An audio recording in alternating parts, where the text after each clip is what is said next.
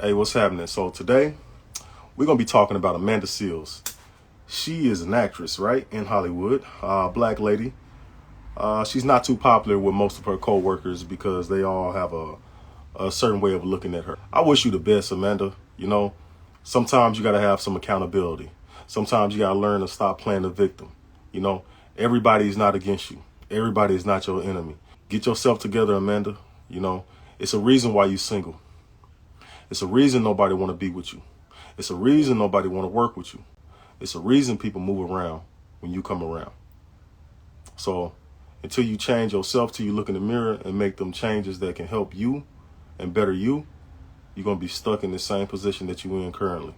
She just had a little spill, a little fallout with Issa Rae.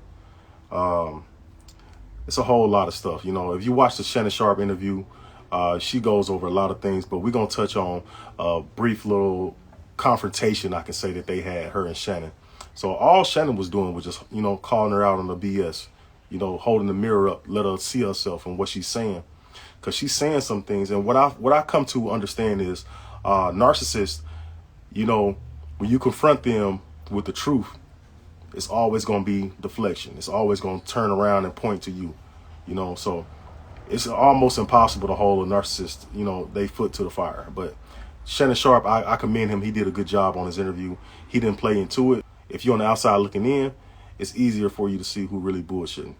And Amanda, you're on that bullshit, yo. Like, no lie, no cap. But yeah, check this out, man.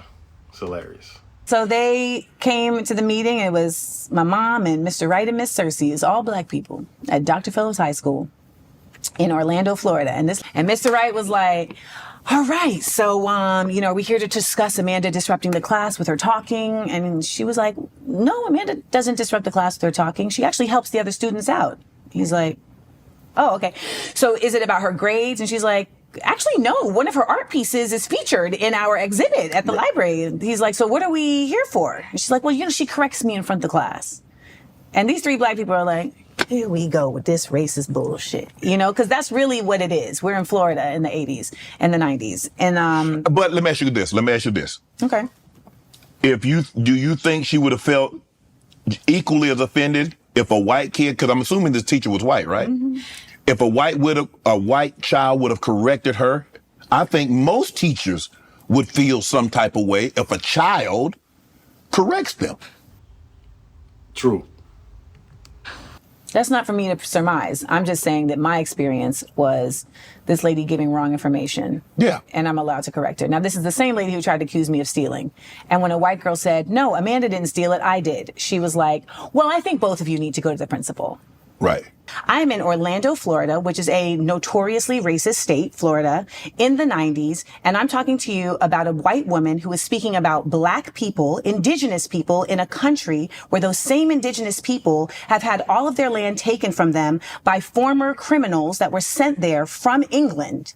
And she is calling them Stone Age people. And I, as a black girl, the only black girl in her class, am correcting her. But my thing is, you're right. She possibly misspoke or she didn't know. I guess my question to you is, why do you even feel compelled at this juncture in this interview? Why would you even feel compelled to try to? Because because I'm not defending. But my thing is that what I'm trying to say, most adults, when kids correct them or speak, feel some type of way. This is not unique to a black, white, or white, black. I've been a black man down there 40 years, so I know when it's racist stuff going on. You can't slip that past me without me catching on to that. But like what Shannon Sharpe is saying, like, you know what I'm saying? Like it may not be exactly what you're saying, Amanda, but she's one of them people that however she feel, it's the truth. You know, there's nothing you can say to, let me get back into this real quick. Okay. That's all I'm saying. Okay. I'm sorry that you took it that way. But I remember when I was growing up, my grandparents and parents said, hey, kids, stay in your place. Adults are speaking. That's all. Maybe that didn't happen where you were from in Orlando, Florida. But where I grew up when I grew up, kids did not correct adults. Hey, why she looking at this man like that? She yo. So I apologize if you thought it came off as combative.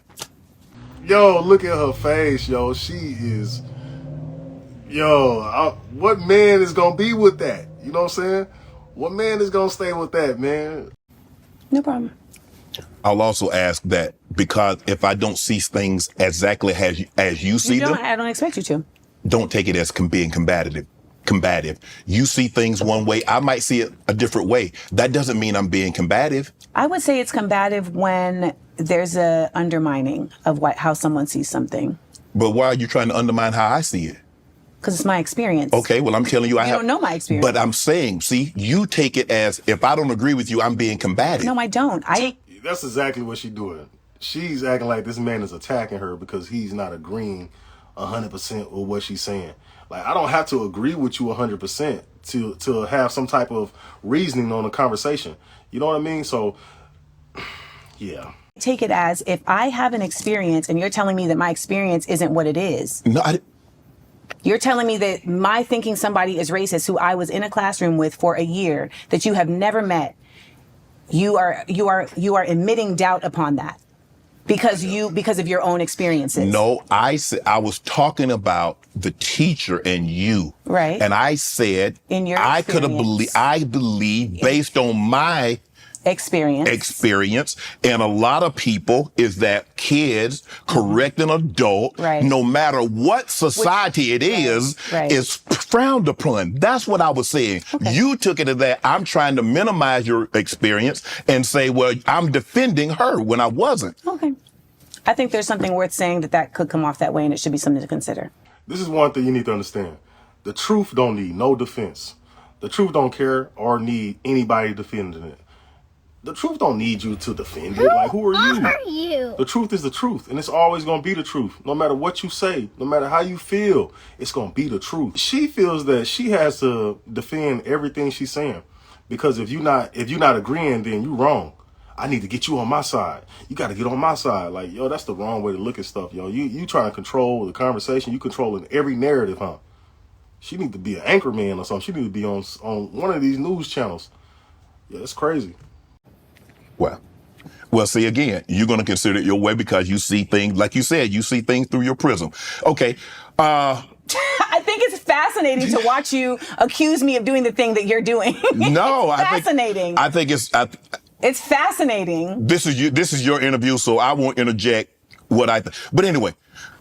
Hey, yo, Shannon Sharpe did a good job, man. He kept his composure. He said what he had to say, and he kept it moving. Yo, he did much better than me because I'd have told her about herself. Like, look at yourself. Look in the mirror. Let's take. You know what I'm saying? Let's do like MJ said. Look at the man in the mirror real quick. For your work, for you, look at the woman in the mirror. Be real with yourself. Have some level of accountability. You know, that's what really separates men from boys. Is that men have a way to be accountable for their actions and their words.